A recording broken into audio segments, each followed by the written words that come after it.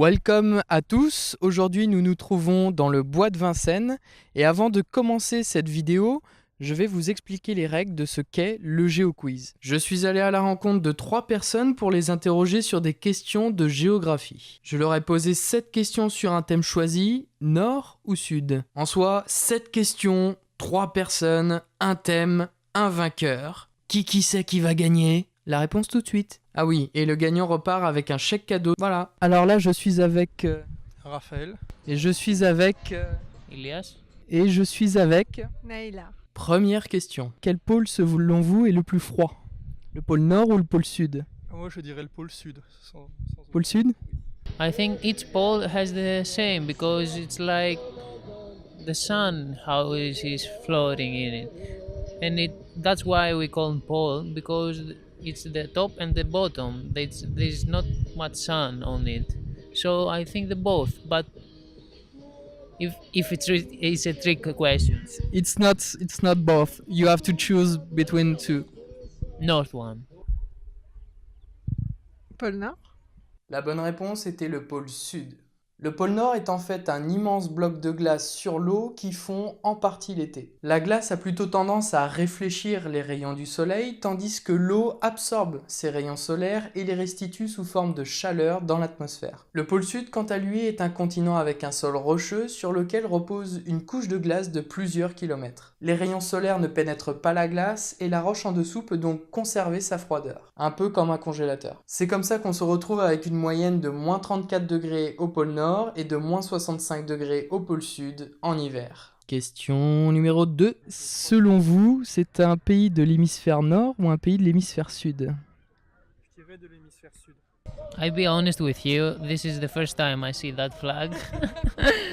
So I just tell you randomly south, maybe. Je dirais Sud. Pour cette question, il fallait tout d'abord identifier le drapeau de la République centrafricaine. Pas facile. Reste encore à placer ce pays sur une carte. Encore moins facile. Mais bon, si on avait trouvé de quel pays il s'agissait, on avait un petit indice sur sa localisation. En soi, la plupart des pays d'Afrique se situent dans l'hémisphère nord. Mais il est aussi facile de faire un raccourci entre un pays chaud et un pays de l'hémisphère sud. De plus, je me suis rendu compte du rapport différent que chacun peut avoir avec une carte du monde et à la position de l'équateur. Certains le plaçaient ici, d'autres là, ou là encore. Et ceci est la 3e question. Selon vous, Raphaël, le tropique du Capricorne se trouve dans l'hémisphère nord ou l'hémisphère sud ? Je dirais nord. North, maybe. Hémisphère Sud.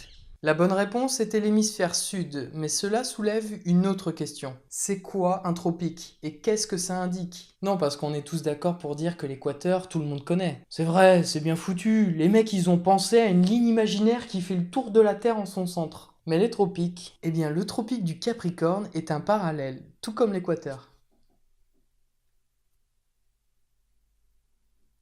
Vous voulez plus précis ? Ok. Un parallèle, comme son nom l'indique, est une ligne imaginaire faisant le tour de la Terre et étant parallèle à l'équateur. Les parallèles forment un quadrillage du globe terrestre avec les méridiens, ce qui sert à donner des coordonnées d'un point précis sur Terre, en latitude et en longitude. Pourquoi alors ces parallèles-là précisément sont appelés tropiques ? Pour savoir, je vais devoir vous rappeler quelques bases d'astronomie, mais elles vont être nécessaires à la compréhension de ce que représente le tropique du Capricorne. Comme vous le savez, la Terre tourne autour du Soleil et sa trajectoire a une forme d'ellipse où le Soleil en est le centre. Les astronomes ont donc nommé le plan dans lequel elle tourne le plan écliptique. La Terre tourne également sur elle-même et a donc un axe de rotation passant par ses 2 pôles et en son centre. Sauf que l'axe de rotation de la Terre n'est pas perpendiculaire au plan écliptique, il est légèrement penché de 23 degrés environ. Cette inclinaison est la clé pour comprendre ce qu'est un solstice. Durant son parcours sur le plan écliptique, il arrive 2 moments dans l'année où la projection de l'axe de rotation de la Terre est confondue avec l'axe Terre-Soleil. C'est à ce moment de l'année que le jour dure le plus longtemps et que le soleil atteint son point le plus culminant dans le ciel. C'est ce qu'on appelle un solstice. Vous vous souvenez que je vous ai dit que la Terre était inclinée par rapport au plan écliptique de 23 degrés environ ? Eh bien le chiffre exact est de 23 degrés, 26 minutes et 13,022 secondes. Ça donne aussi ce chiffre hyper long en degrés. Les tropiques du Capricorne et du Cancer, quant à eux, sont des parallèles ayant ces valeurs d'angle. Coïncidence? Je ne pense pas.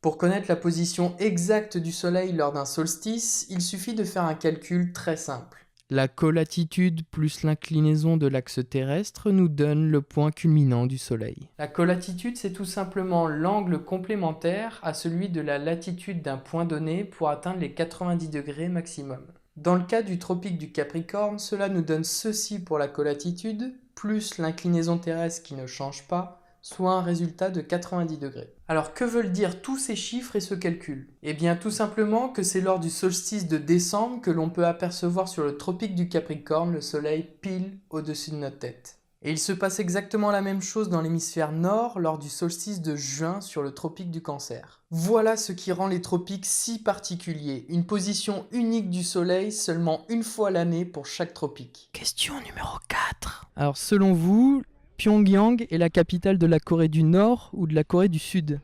Nord. Nord. North Korea.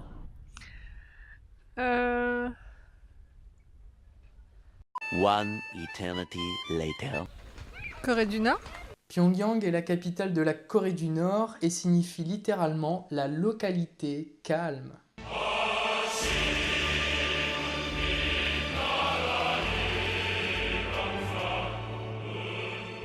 À ne pas confondre avec Pyeongchang où se sont déroulés les derniers Jeux Olympiques d'hiver et qui est un district de la Corée du Sud. Et pour ceux qui se posent la question, c'est Séoul la capitale de la Corée du Sud. Voilà. Mesdames et messieurs, en avant-première, la question 5. Selon vous, la flèche rouge d'une boussole indique le nord ou le sud? Le nord. I think the north. Le Nord.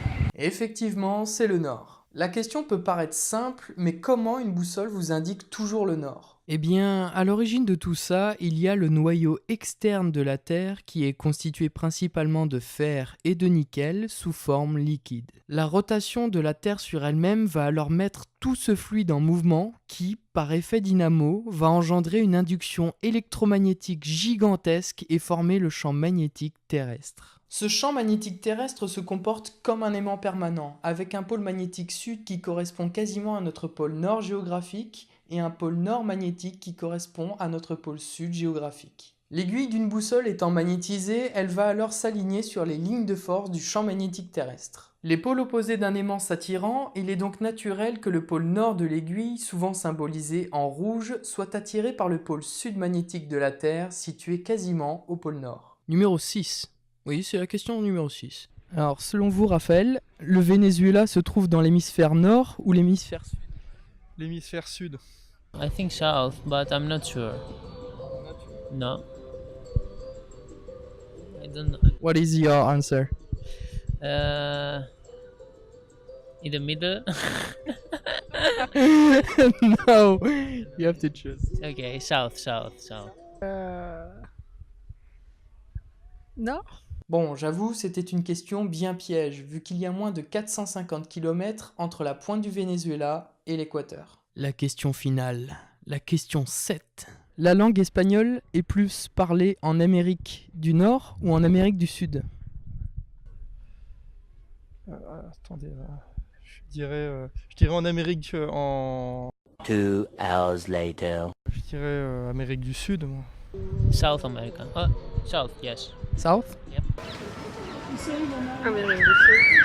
En comptant le Mexique et les communautés hispaniques établies aux États-Unis et au Canada, nous atteignons un nombre avoisinant les 170 millions de personnes parlant espagnol en Amérique du Nord. Le piège ici était de considérer que le Brésil avait pour langue nationale l'espagnol alors que c'est le portugais. Mais bon, même sans le Brésil, il y a plus de 190 millions de personnes qui parlent espagnol en Amérique du Sud. C'était donc un faux piège, mais il faut avouer que la différence est mince entre Nord et Sud. Merci d'avoir suivi ce GeoQuiz, n'hésitez pas à mettre en commentaire votre score si vous avez joué pendant la vidéo, à liker et à partager un maximum. Merci à Raphaël, Elias et Naëla d'avoir eu la gentillesse de répondre à mes questions, et encore bravo à Naëla qui remporte ce premier GeoQuiz. Quant à moi, je vous dis à la prochaine dans une nouvelle vidéo et encore dans un nouveau format. Qu'est-ce que ça peut bien être ? Si tu veux t'abonner à la chaîne, tu peux cliquer juste ici, et si tu veux regarder ma précédente vidéo, tu peux cliquer juste là.